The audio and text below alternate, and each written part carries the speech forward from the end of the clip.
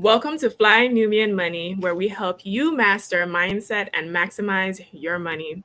I'm Athena, and today we are discussing all things Diddy. Okay, so he finally confesses to beating his ex girlfriend, Cassie Ventura. But now what? So we are going to unpack it all from a financial, legal, and psychological perspective.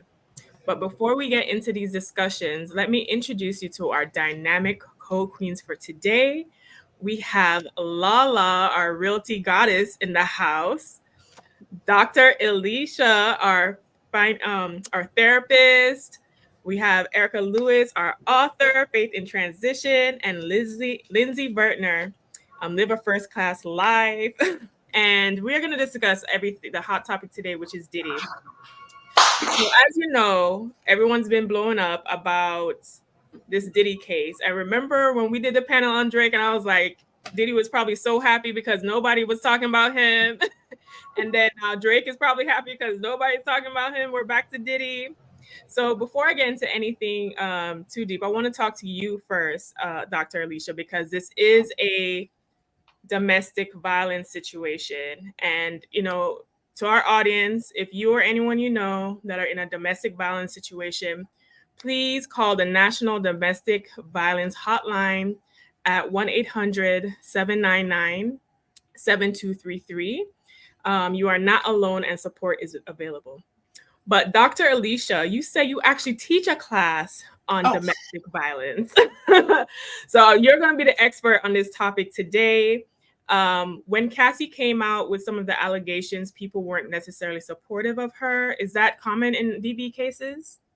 Yeah, I mean, it is pretty common. And the fact that even when the video came out, it was in 2016. It was just like this happened 3 years before they broke up. So they broke up in 2019 and the video came out in 2016. And you can imagine since that video, there have been other instances of abuse. This probably happened after that, but that speaks to the cycle of abuse and how difficult it is to leave an abusive situation. And I know we're probably going to show the video later on, but it just, I mean, there's phases in all relationships that people go through where there's just a beautiful phase where everything seems calm. Then there's this tension and this buildup. And then there's this moment where things just tend to just explode. And that's when the abuse happens. And then, of course, it's followed by this honeymoon stage. So it's not like he or abusers just beat up their victims every single day. There's a cycle of abuse and it psychologically sucks people in. So it makes sense from a psychological perspective that it takes some time for someone to leave that situation. And that's what we see here with Cassie. Okay, so for those of you who are just joining us or haven't been familiar with the hot topic, Diddy finally confessed because there was a video that came out that was acquired by CNN.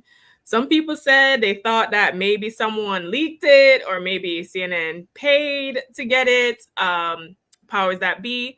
But before we show you this video, it shows some very sensitive triggering actions. So if, we just want to give you that heads up before we actually show you this video.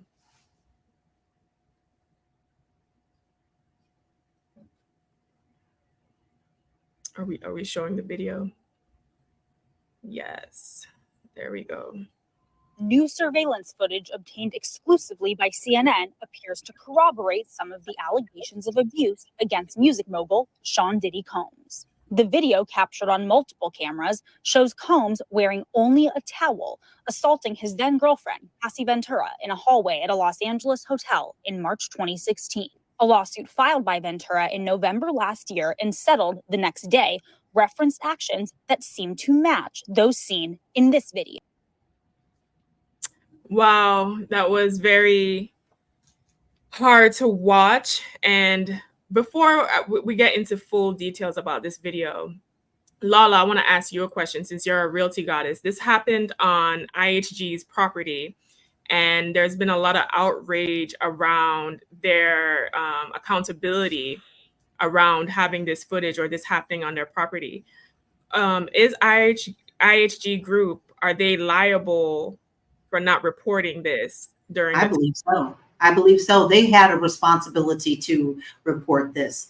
I actually have been to that hotel. It is no longer in business. They have gone out of business. This is located in Century City of Los Angeles. But if you ask me, it was their responsibility to report any type of crime that goes on in their hotel and on their properties. They failed to do that. So if you ask me, they are totally liable for what they have done. Now, the question is, the statute of limitations for Diddy in California is over. And I find that very sickening to my heart. The statutes of limitations should never be over for something like this. But is that the case with the owners of the hotel at that time now, since they're no longer in the business? And also the fact that they took bribe money. They took, yes, I heard they took for 50,000. 50,000, really, for someone who was beaten almost to death. I mean, I get sick to my stomach when I see that. I have limited myself to watching that video. So are they liable? If you ask my personal opinion, yes, they are, all the way. And anyone who knew about this should be liable as well. But with the statute of limitations, maybe not so with the California law.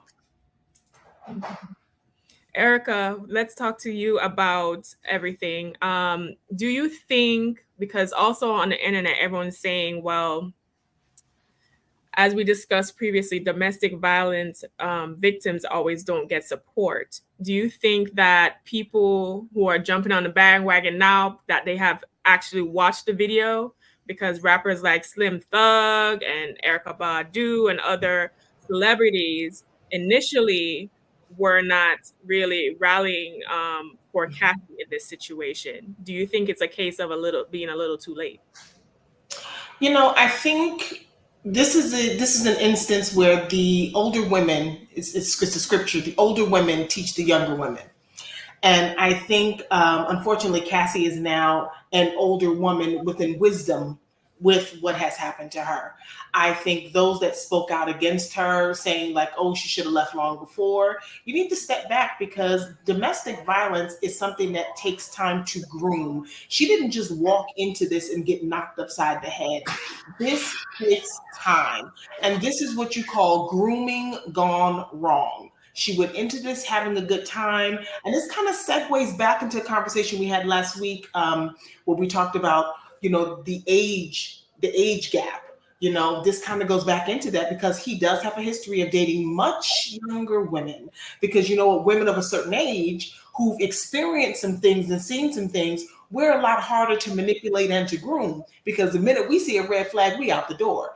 But what he was able to do is, because she was 19 years old, is, you know, glittery things, shiny things, distractions, grips, shoes, handbags, jazz hands. And then all of a sudden, that same hand that's giving you all the glitter and gold, and here we are. And it knocks you off kilter, so to speak, because you're like, wait, what just happened? And you don't know how to respond. And the next thing you know, as soon as you get hit, here's a treat, here's a treat, here's a treat. So it takes him through. You've gone from being groomed to confused to groomed, and now you don't know what to do. And now you have alcohol and drugs that are put into play. Oh, you got a headache, here, just take this. Oh, your shoulder hurts, just take this. So it's a slow process of introduction. So I think at this juncture, I think, yes, we need to start taking a deeper look at domestic violence in Hollywood, as in everyday life, because it is an issue in everyday life. However, we need to start looking at this, because it is a thing that is going on, and it's going to continue if women do not speak up and bring awareness to what is happening to them. Okay. And don't forget, now he actually was still over her singing career on top of that. So she has the fear of her own job of being an entertainer being taken away from her as well. Yeah, so that's another thing I don't think people really understood. They were talking about all the money that she got out of the lawsuit. See, this was not a civil lawsuit. She sued him as an employee. So she was on payroll under all of these different corporations. So she was getting a check. So technically her fear was, number one, she's on an NDA, which I call notice, but don't ask anything. You can notice everything that you see, but don't ask about anything. She was on an NDA. And then if she had actually just left, now she doesn't have any income coming in. So yeah, this was a big heap hole for her. She didn't know what to do. We don't know what her family life was like. If she had support at home or why she left home at such an early age. We don't know anything really. So I mean, there's a lot to take into consideration here. Yeah, I mean, I like what you guys are saying, because what you're speaking to is the power imbalance, between Puff Daddy and Cassie, or whoever, whatever young person he's in a relationship with. If you think about it, he's charismatic, he's got all this money, he has all of this influence, and he can sweep someone off their feet. I mean, that's really striking his superiority over a helpless person and jumping in and making life instantly wonderful for someone. That's the power imbalance. So it's almost like the Dr. Jekyll, Mr. Hyde sort of thing, where you first come out and you're nice and charming in this likable exterior, which he had, a very likable, very attractive kind of personality. And then behind closed doors, he turns into someone that's abusive and mean. And so that's the power imbalance. And then you're starting to look, you're like, you know what? This is Puff Daddy. This is Sean Puffy Combs. Everybody loves him. And so you start to internalize it and say, there must be something wrong with me. So absolute power can corrupt. And when you are just drunk with this level of power, it can make an impact on relationships. Right. If you are just joining us, welcome to Fly Nubian Money, where we master mindsets and maximize your income. We are here Monday through Friday, 1 p.m. Eastern. Be sure to like and subscribe so you do not miss a thing. Also, text the word Queens, that's Queens with an S, to 87948. We are discussing Diddy's confession and his ongoing case with his ex-girlfriend, Cassie. And things are getting very spicy. I actually want to kick it to you, Lindsay. I have a question for you. I know we talked about the power dynamics, and Cassie was young. She was in her teens when she met him. And not only was she his girlfriend, but also an employee. But does Cassie have any accountability in this situation as well? Now, we know that physical abuse, there's just no excuse, right? There's no excuse.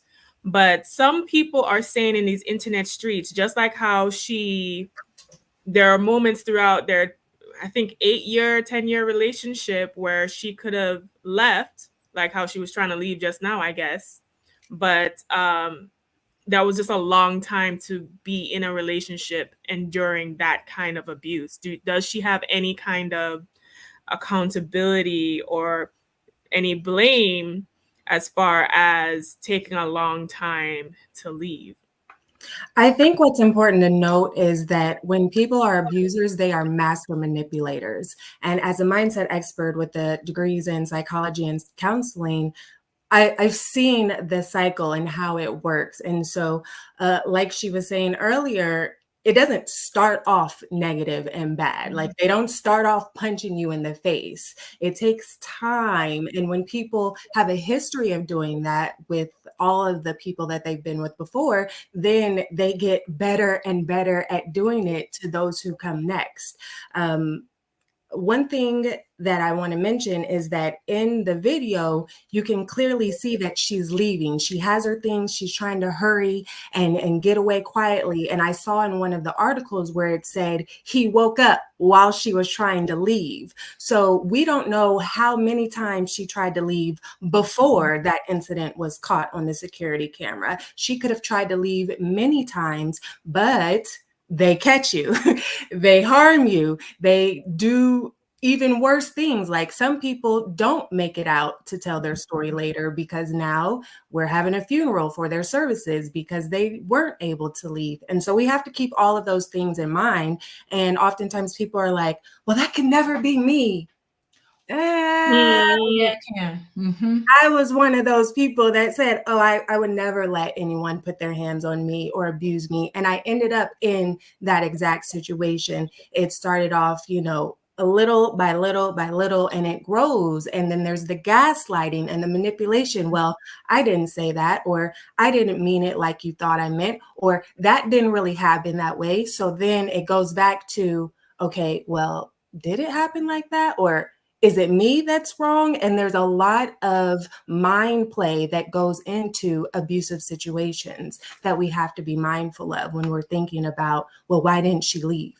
She could have tried to leave many, many times. Yeah, I like what you're saying. I'm sorry, Mel, jump in. Sometimes it's dangerous to leave. Sometimes you don't need to leave, because a lot of unfortunate situations happen right when the woman is trying to leave. I'm saying woman because that's normally the victims. But during that moment where someone is trying to leave an abusive situation, that's when they're more likely to be in danger of being harmed the worst. So leaving a situation like that takes planning, it takes time.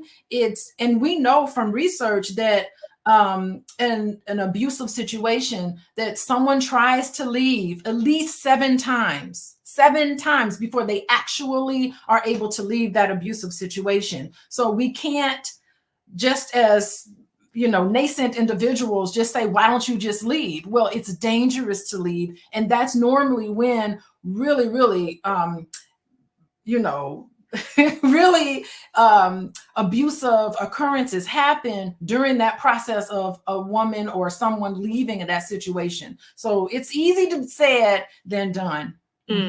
Also, let's not forget that it's not all only, everybody keeps saying on her, she should have talked up earlier. We don't know what all went behind the scenes, but I can guarantee you one thing.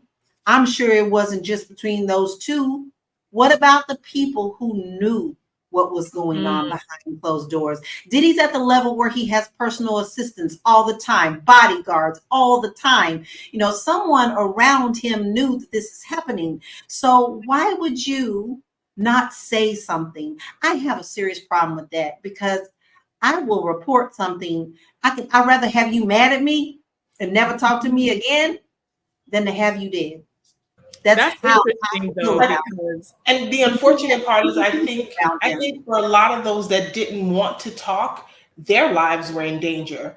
Not just their careers or their finances. I hear you. I probably would have said something too, but the ramifications of that afterwards, we don't even know what that looked like. But can't you do it anonymously? There are many anonymous lines where you can. But is he going to face the consequences? Because he only has the people like him in this tax bracket, so to speak. They only have 5 to 7 people that are around them, and those 5 to 7 people have to be on the same page. If something is leaked, the question now becomes, okay, well, who's the rat? Because the only people that knew about this were the people in this room. And and it's just very unfortunate, because when people are on the payroll, when they're on that payroll, they everybody just turns around and looks the other way, and it is very unfortunate. And I just think Cassie, got into this. It was fun. She was having a good time. She was living her career dreams, and then this just went left. And when it went left, everybody looked right.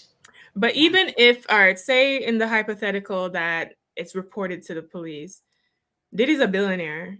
At that level, a lot of those men have access to resources. They can erase you off Earth and no one can find you. And I mean, he had police. They can traffic you and send you. Or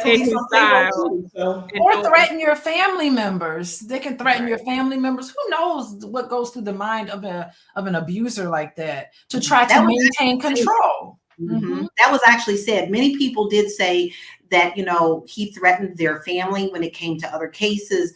And in one case, it was said and very well documented that she tried to leave and he threatened and blew up someone's car when she left. No one's talking about that part. And Kid Cudi confirmed it, by the way. He was like, yes, his car did get blown up. Yeah, he did answer that. I can see that. I guess my pain comes from the fact that we don't want to see anyone go through what she did. This level of beating that she took was so sickening. I physically got sick watching it, thinking, this poor girl, like, is there anybody there to help her? And then to feel that someone took money to hide it, that to me is not at what point, where do we lose our humanality is what I'm asking. Because at some point you got to say, this is enough. I can't. And I guess I don't understand that level.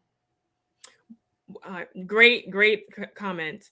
I just wanted to segue for those of you who are just joining us now. We are talking about Diddy's confession and everything involving around his case with his ex-girlfriend Cassie. Be sure to subscribe to us and like while you're coming in, and also text the word Queens. Okay, that's Queens with an S to 87948. For those of you who may be in a domestic violence situation or know someone who can use that help and resources, please be sure to reach out to the DV hotline at 1-800-799-7233 as we are discussing this very triggering but necessary topic. Dr. Alicia, I actually have a question for you. So Diddy's a music industry vet. He's been around for a long time. People on the streets are saying that this was behavior that has been occurred for a long time, and not just Cassie, Kim Porter, and other people, allegedly, right? Let me say allegedly. You being, a therapist, you teach a DV class. It just seems like is there certain industries or signs that lend to being more volatile or having domestic violence cases? Because people are saying the music industry as a group, there's a lot of domestic violence. There's R. Kelly, there's Chris Brown and Rihanna incident, there's Quavo and Sweetie's incident in the elevator, and God knows what else that happens that we don't have footage or evidence of. Is the music industry like an environment that's ripe for that type of behavior? Was that question directed toward me? Yes. Okay, all right. Okay. Let me just say something. There's an irony here, right? Because, and I know we haven't gotten to this part yet. Yes, hip hop culture has embedded in itself misogyny, sort of looking down and objectifying women in the hip hop culture. But I want to take it a step further because we start getting into the music industry and what's being promoted in the music industry versus who we really are as Black people. And I know we haven't talked about this, and we will, but I think the irony of it all is the white saviors have been coming out and speaking on behalf of Black women as if, we're victimized by these savage Black men, when we know in reality that domestic violence cuts across all racial groups, right? And we know, I've been talking about this for a little bit, we know that as Black people, we were invaded by violent white people with their Bibles and their guns, right? So nobody is more savage than the white man who came and raped us, who introduced all of this violence into us and stolen us from Africa. Let's just think about the history of it all. And what's ironic about it, I know we're going to get into it, that Cassie is now married to a white man who put out a very poignant statement about domestic violence, which is interesting. He's sticking up for this Black woman because Black men can't do it. And I just think that on another level, there's this sort of rescue. Like white men have to rescue us from savage Black men who don't know how to control themselves and contain themselves because they're so savage. So I'm thinking about it in terms of a big picture, that these are lies being told about who and what we are as people. And it's not true. That's not who we are. We're a kind, gentle individuals as a group, as a whole, when we get back to our roots and who we really are. There. Listen, I appreciate, we needed to hear that. We needed a reminder. Okay. Yeah. We need a reminder. So Lindsay, I want to kick it to you. Okay. I want to kick it to you because you said you had a background in psychology and understanding all of that. So when it comes to mental health, a lot of people are saying that they wouldn't be surprised if Diddy decided to exit himself. Do you think that he is in a very vulnerable position right now and he might use that as an option? That is definitely a potential option. Whenever somebody of that power and that magnitude has the ability to do whatever they want and they've gotten away with it so long, and then it's time to face the consequences, it's like, wait, I can't handle this. Like, I might as well not go on living. And we've seen that happen time and time again in other stories. And so that is definitely a high potential. And I want to make sure that I point out some warning signs of potentially being in an abusive relationship, because some people might be in an abusive relationship right now and not even know it. It can definitely start off as, making little comments about what you look like or about who you are. And then they add a little laugh after it. And, oh, I'm just joking. We're just kidding around, not knowing that they're planting seeds in your subconscious. And then they say it again.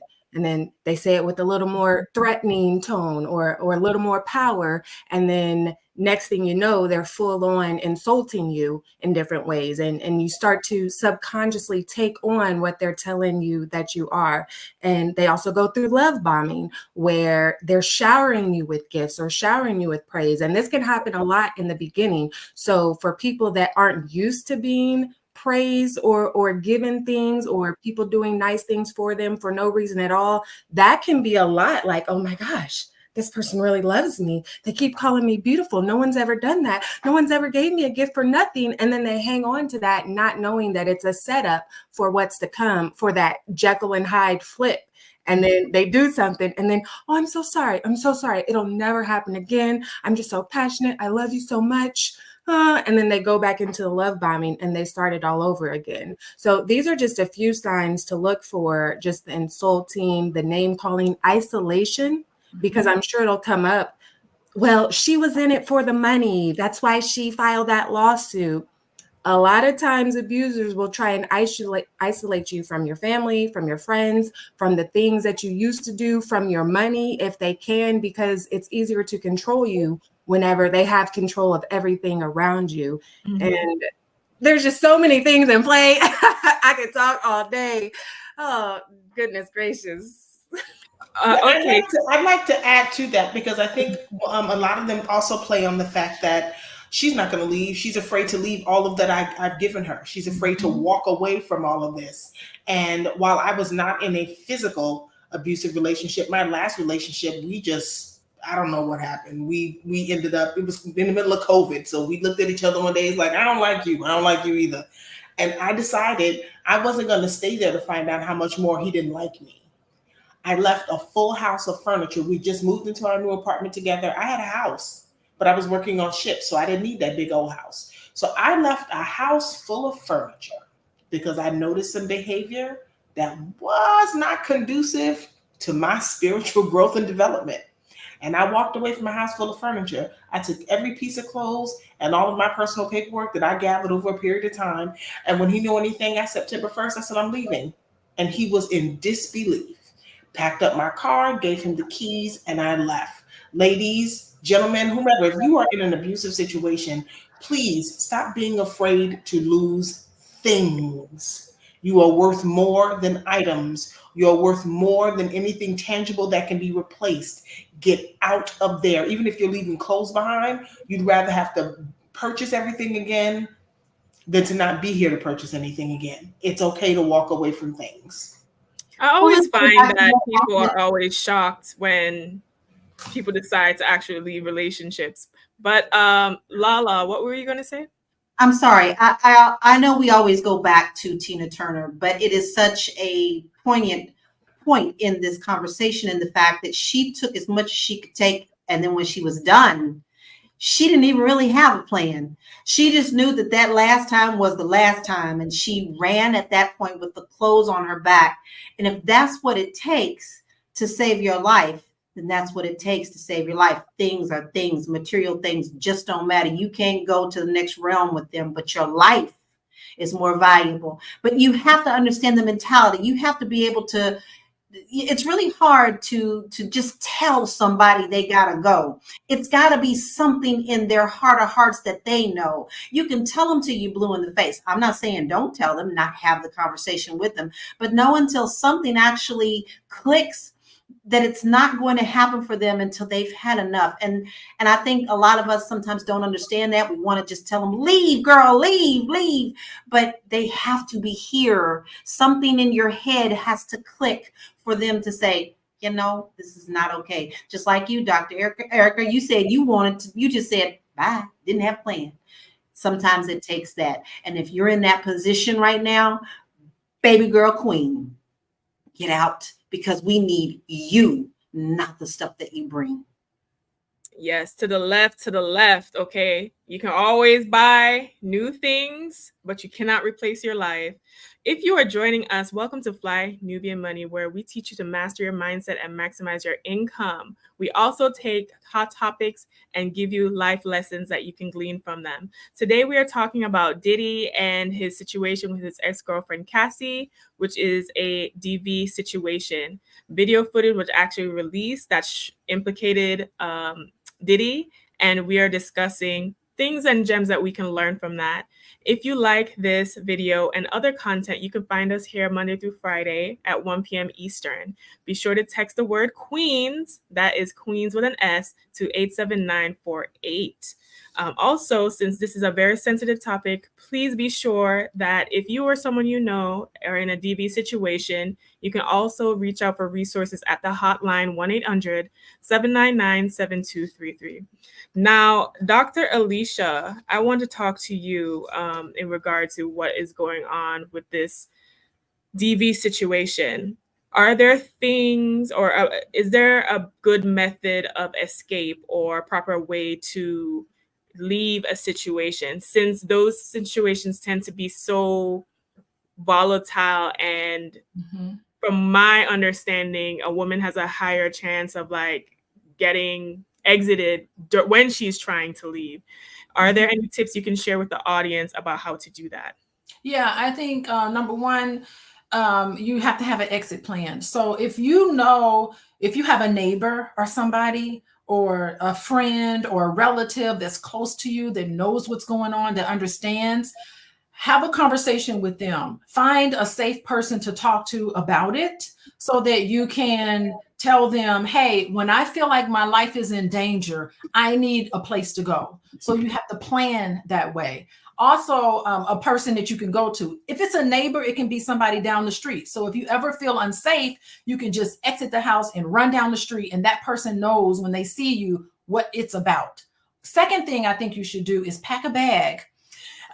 Put some valuable information, it could be some cash money, it could be clothes, it can be important paperwork and documents. If you have children, which is really difficult to leave in those situations, if you have children, make sure that important documents are in this bag, and it has to be someplace you can store it, in the garage, or put it in your car, lock it in your car, or by the front door in a inconspicuous place, or you can leave that bag at a friend's house. So, I mean, it's where you have to plan for when you feel unsafe, that you could just jet to the door and have things with you. I also think that you should get therapy and get help, so that you can tell your story and have documentation of telling your story and talking about what has happened to you, and a nice listening ear, someone that can validate you, because gaslighting is serious. You really start to question yourself. You really think, oh my God,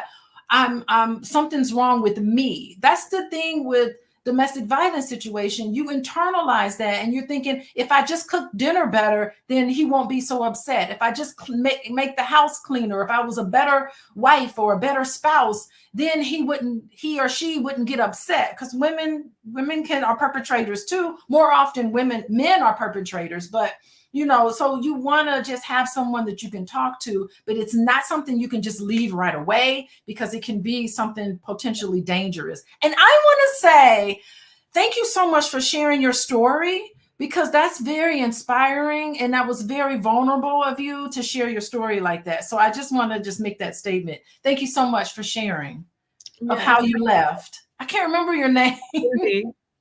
Yeah. Yes. Thank you for sharing that story. I think it's sometimes you think only certain type of women or certain women from certain backgrounds face DV, and that is just a fallacy and not real. And I think you sharing your story helped to humanize it and give it a face that no matter what economic background or status that you may or may not have, this is something that affects a lot of us. Yeah, and Now, it's because, wait, I want to say something. It's because when you're in a domestic violence situation, you're really good at compartmentalizing. You can be a lawyer and be successful in your career and do all these wonderful things in your life and then come home to an abusive situation. It's a wonderful thing that the brain does to compartmentalize what's going on in your private life that versus what happens when you're out and doing your career and facing the public, so to speak. So I just think that that's the reason why you'd be so surprised. Beautifully intelligent, successful people can get caught into a domestic violence cycle. Yes. Yes. So if we are going to discuss the other part of this aspect where the tape did get released of him in the hotel, but he also came onto the internet streets with his confession as well. So we are going to run the tape, run the footage, and discuss what we can glean from that.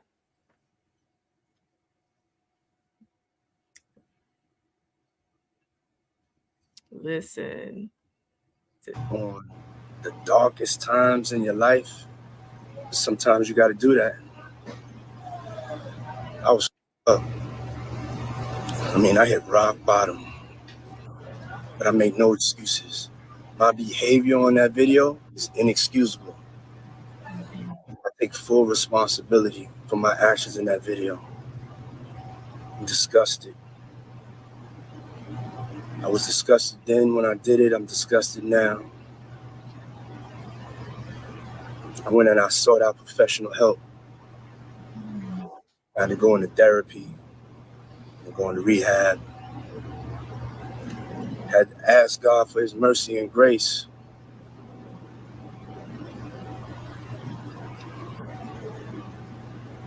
I'm so sorry. Listen, remember when Diddy was walking around calling himself Brother Love? Remember he was doing that? So I don't think that was a genuine video. I think that was a PR. Let me try to put a little band-aid on this real quick. But Erica, I want your thoughts on it. Do you feel like that video from Diddy was sincere, or do you think it was more so a response that he had to put out because that video was just so damning? I think what it was, he had to say something and he had to do something quickly, and this was not well thought out.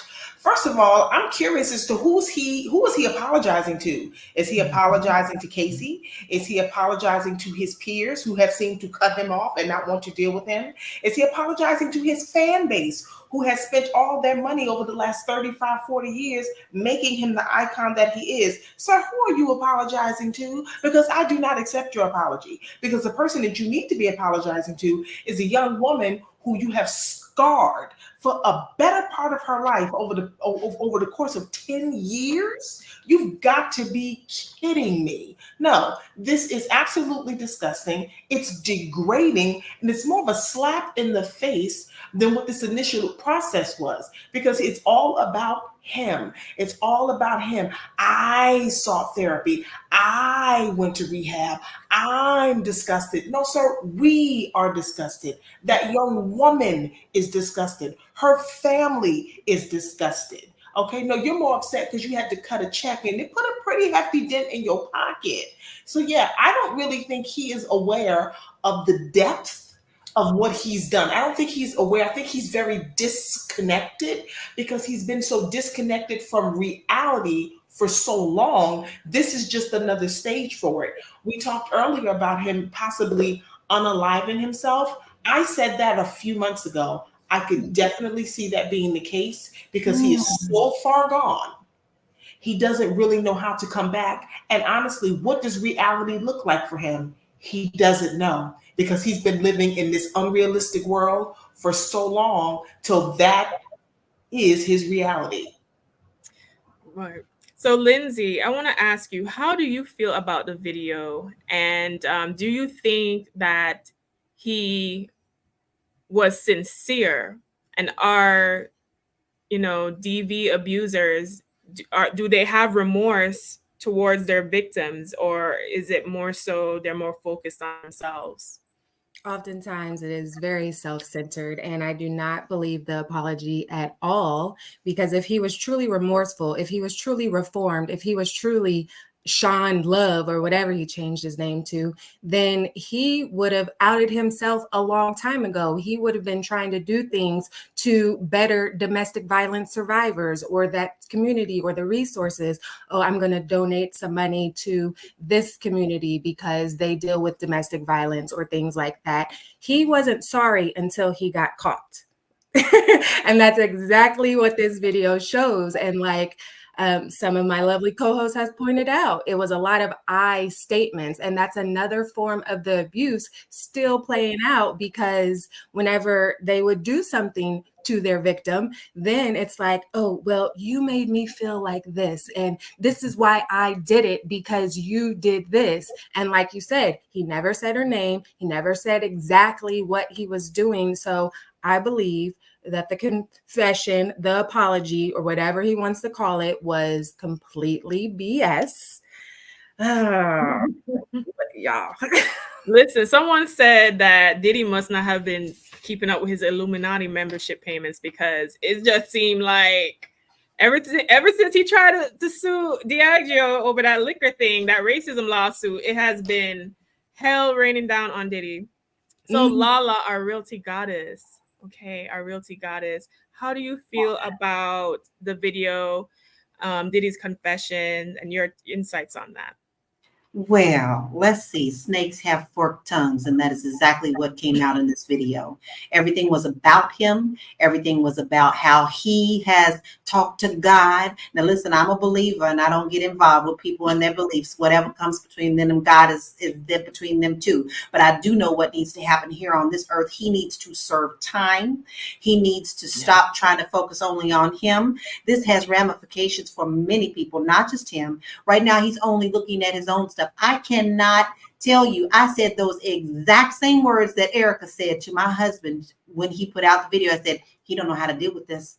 I wouldn't be surprised if he took himself out over this, because he is so disconnected. He has built his whole world around love. Didn't he name his last baby Love? Love and this and that. But you see, that's his Dr. Jekyll, Mr. Hyde personality.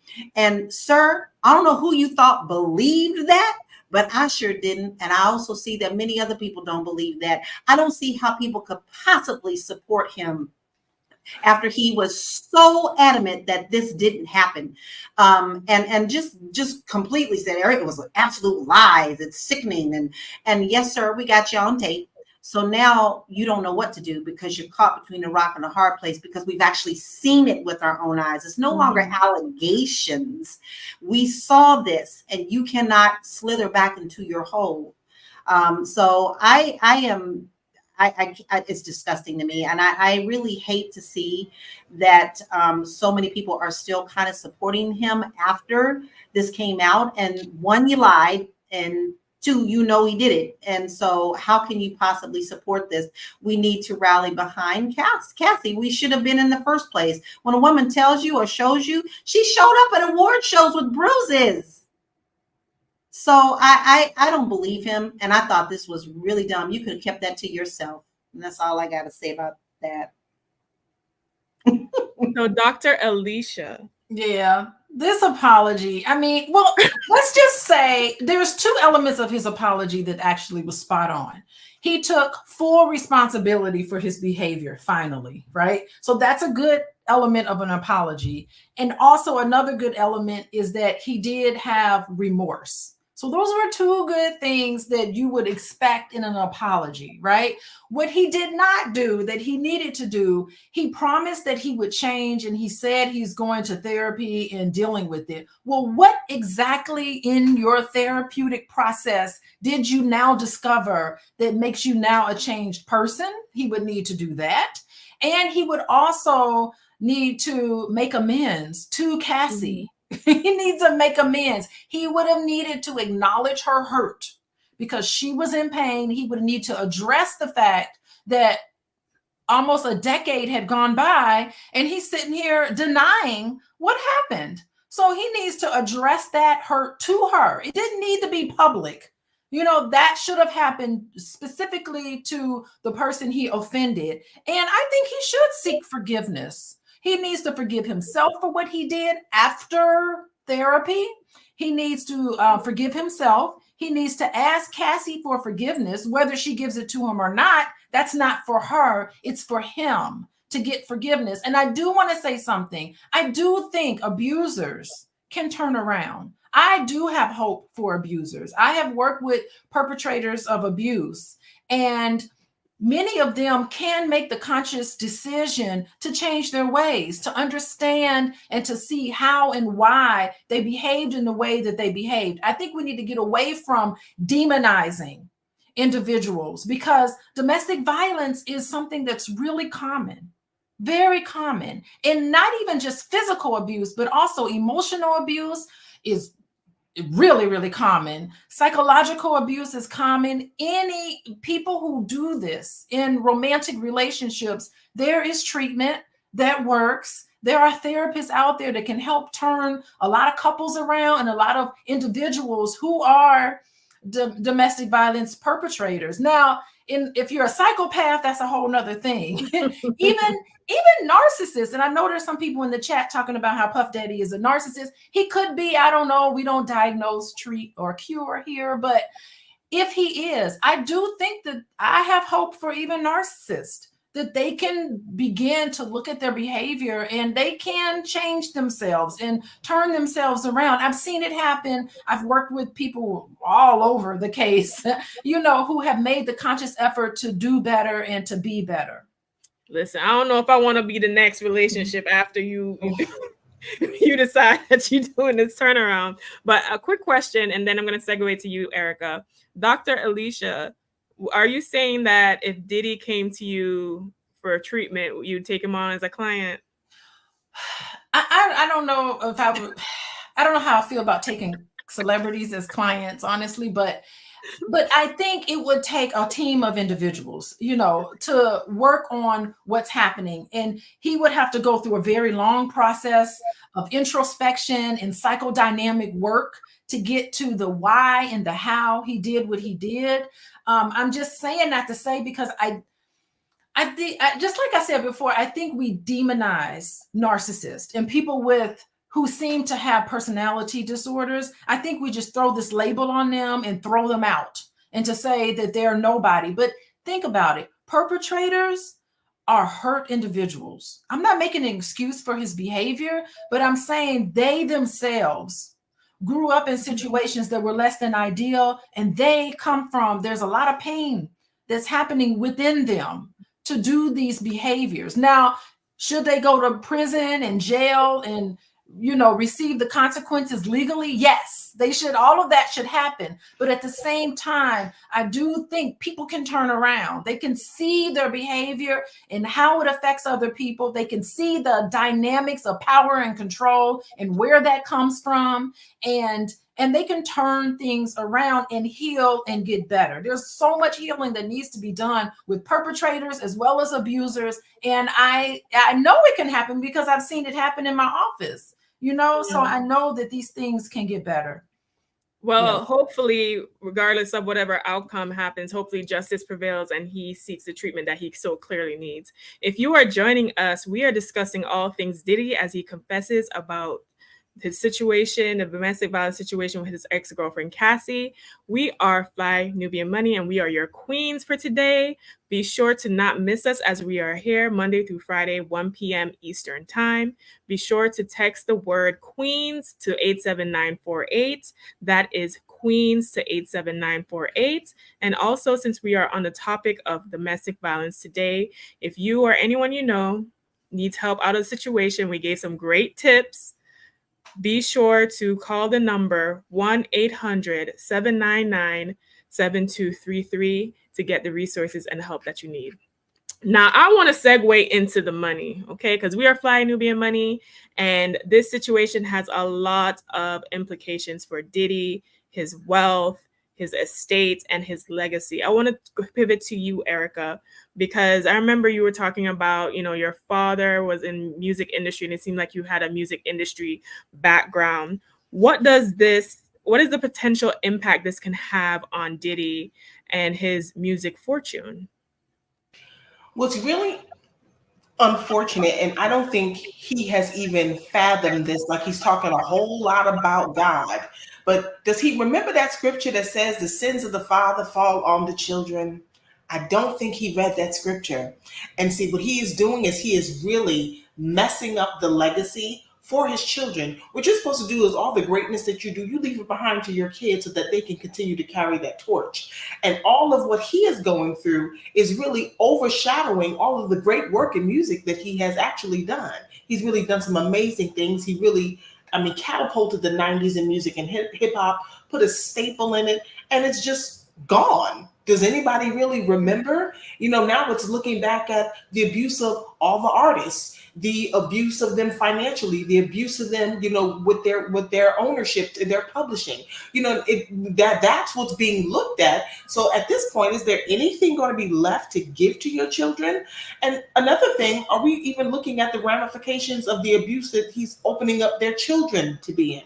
He has a lot of daughters. He doesn't just have the twins. He's got other little girls. So he's really opening up a door of spiritual energy that could infiltrate their lives because of what he's done to someone else's life. Mm-hmm. One more point I did want to point out is that there is a subtitle to the domestic violence abuse that Cassie went through, and it's called substance abuse. And I think she realized that she was being abused when she stopped using.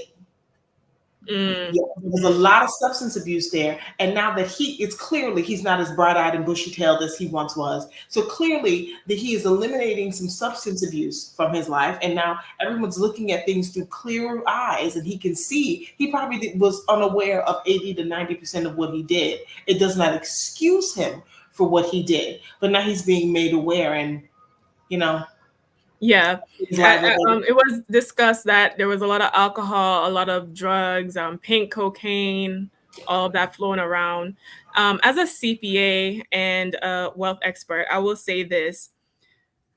And fun fact too, when I was studying accounting, one of my favorite courses was forensic accounting because I'm fascinated by white collar crime. It's like fascinating to me.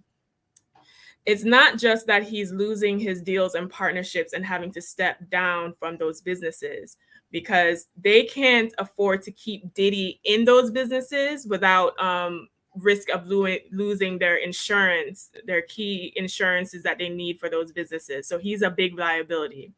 The other part, which is interesting because of the raids that are happening, if anything can be tied to from these raids, for a RICO charge, money laundering, trafficking, or proof that any part or all of his fortune were made through illegal means, he can stand to lose it all. He can stand to lose all of his assets and his money. And for a billionaire, that is a lot. I also briefly talked about his race lawsuit against Diageo. So what happens is when you do not create your wealth and income from the sweat of your brow, and you have to leverage relationships with powers that be, the elite, they own you. They basically own you. They have made you a billionaire. So when you come now and you sue them, they're going to come and snatch everything away from you. And I think that's what this witch hunt is really about. Even the raids, right? Because if it was an effective raid, why were TV stations notified and there before the actual raid? So that means it was leaked. That means it was on purpose. And there's a lot of people speculating, allegedly, that the raid wasn't necessarily about finding things that could be used in this case, and that the raids were actually other people, powers that be, trying to find any dirt Diddy may have on them. Because as you know, he had a lot of cameras at all these different parties and was always recording people. So, and most of the times in those situations, people do that as their insurance so that if they fall, the fall comes with them. So I just wanted to put that out there. Lala, what does this have to do, since we're talking about money and business? Can he lose his homes? Can he lose his personal property? Well, in these cases, no, because this is not directly tied to his assets in that manner. And it's state by state situation. This is a domestic violence case. And the statutes of limitations have been gone on this one. In fact, as soon as this happened, people were so outraged, they reached out to the Los Angeles Police Department, and they had to come out immediately and say, we are aware, we know that this happened. However, we can't do anything about it because the statutes of limitations are over. So how it can directly kind of leak to that is the fact of what you talked about. He's going to start losing money when it comes to sponsorship. He's going to start losing partnerships and things behind him. That directly affects your income. And now, can you afford to keep that $5 million, $6 million, $10 million house in Los Angeles? Can you afford to keep that one in Miami? So it will do the trickle down effect, but not directly. Now, unless someone else sues him and goes after his assets, that's different. But I also, another part that was put into this is right before all of this came out and after Cassie's case came out, people started putting their lawsuits in. And what did he do? He turned around and he said, I'm going to give all my artists their publishing rights back.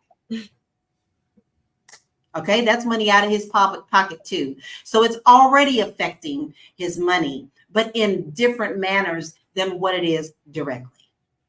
I'm glad you brought that up, Lala, because I was going to mention that. And I was watching actually a documentary with Aubrey O'Day, which is one of his former artists, that she's always spoke about something's wrong with Diddy. Diddy be abusing people, and no one believed her. And that's part of that manipulation, because he made her be portrayed as someone that's promiscuous and bad and hard to work with. And so when she left Danity Kane, which is the girl group that he formed with her in it, she wasn't able to get a job. She wasn't able to work anywhere because no one would take her. And the only thing that she could get was the cover of Playboy, which played right into the narrative that he made everyone else believe about her. Because we talk about, well, how hard is it for people to leave?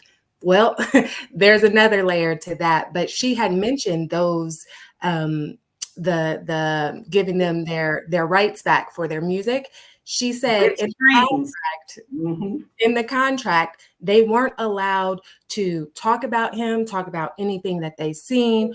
Literally, they had to be on mute with anything regarding Diddy if they accepted those. She couldn't even share her own personal experience if she had accepted those. And so there's that controlling factor right there. And so people are looking at, oh, well, it was for the money. He knew it was coming. That's why he went and did that, because he was trying to silence as many people as he could before all hell broke loose that he knew was on the horizon. And real quick, something else I wanted to point out. You said, Dr. Alicia, he has to consciously make the decision to get better, which that's lacking for a lot of people. They have to want to get better, but first they have to believe that they did something wrong in the first place. And a lot of the comments were saying, well, why did Cassie wait so long? It takes time. Right question. It takes time to get into the situation, hence the grooming, and it takes time to heal. In my own personal experience, it was a while before I could even verbally express out some of the things that I had been through. So how am I going to share my story and help other people heal if I can't even say it out loud for myself, let alone a therapist, which takes time and resources and money. Oftentimes we have free resources, but how many people have access to those? So just so many factors that play into this whole situation. Yeah, and I want to jump in when we talked about, I'm sorry, when we talked about the publishing, people also need to realize that after a while, your publishing is worth not as much as it once was. So when he gave all those artists back their publishing, he had to milk the cow already. It was bleeding dry. $300 something. That's what Aubrey said. It was literally 300. I don't remember the exact number, but it started with 300. 300. When my father passed away, and we were in the process of doing everything, and my stepsister in England had him cremated. My brother and I did hire a private investigator to look at his royalties. By the time he sifted through everything, he said, listen, I'm not even going to charge you any money because what's left is between $3,000 to $5,000. She had gone through my father's royalties just that fast. And you know what? I said, it's just not worth it.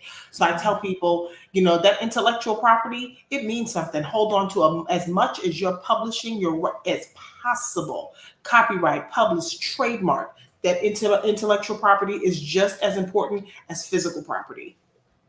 Yeah. And then Cassie had to wait till her NDA was up too. So if you sign an NDA, you can't really say anything until that expires. So I want to go to final thoughts with you ladies. I know we can talk all day about Diddy because there's so much to unpack here. And it seems like Cat Williams was a prophet because he was saying all these big D deviants going to catch hell in 2024, and it has not let up. Okay, we are about to hit midway in June, and it just seems like every month something crazy happens, especially with the music industry between Drake, Diddy, all the things. So I want to start with final thoughts, and I want to start with you, Dr. Alicia. What are your final thoughts about this whole situation with Diddy? My final thought is that we're in a new age right now. We're in an age where artists' personal life is now being exposed. And yes, you could be a wonderful singer, performer, producer, but if you don't have your personal life in check, it can get exposed. This is not how it used to be. Even 2 or 3 decades ago, it was your personal life was sort of private, and what you did in the forefront was everybody admired the talented person. Now everything is being exposed. You need to get your life together, your personal life together, as well as what we see exterior, because things are coming out. People are coming out and talking. So this is the new age of entertainment business. We are finding out about how you are in private situations, and it's taking its toll on your business and your money, which is what we talked about today. So now's the time for everybody to get their house in order, and in order for them to prosper in terms of in their business. So yeah, this is the time. And where can they find you, Dr. My name is Dr. Alicia. The best way to get a hold of me is going to my website, Coaching with Dr. Alicia. You want to get your personal life together so that your external life can sync up. You can be just as fabulous as you claim to be on Instagram. You can come and talk to me. coachingwithdralicia.com. And of course, you can find me on Instagram at Coaching with Dr. Alicia. Listen, you must be booked and busy because the mental health of Gen Pop is at a zenith right now. So Erica, how about you? What are your final thoughts and where can people find you?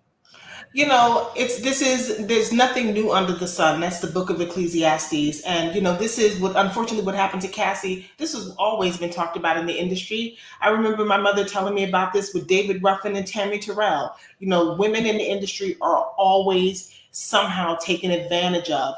When my father died, I ended up with a short-lived record deal, and it was short-lived. I fell out with one of the executives. He called me out of my name. He tried to put me in, restrictions. You can't do this, you can't do that. But I was a woman of a certain age. And when I saw something I didn't like, I said something. So I was punished. I was put on studio halt, where I couldn't go in and record. I couldn't do this. I couldn't do that. And if I got caught in the studio, I was going to be sued for breach of contract and all of this mess. And then, once everything just was resolved, the contract was amicably resolved. So women being taken advantage of in this industry full of men that are sharks is nothing that is new under the sun, and it's going to continue to be an issue until we do something about it. Okay, that's just what it is. We have to speak up. We have to keep making it known. And once you keep putting a highlight on something and an emphasis on something, it will change.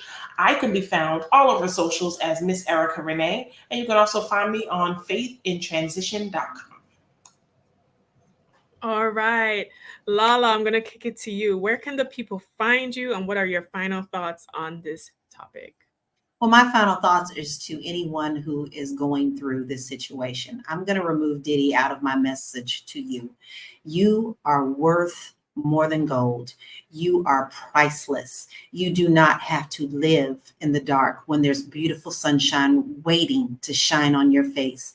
If you have one inkling of not being worth anything in your relationships, know that you are a queen. Let's put your crown back on and walk in the sunshine, because there is help and there's a better life for you. And I encourage you to walk in that sunshine.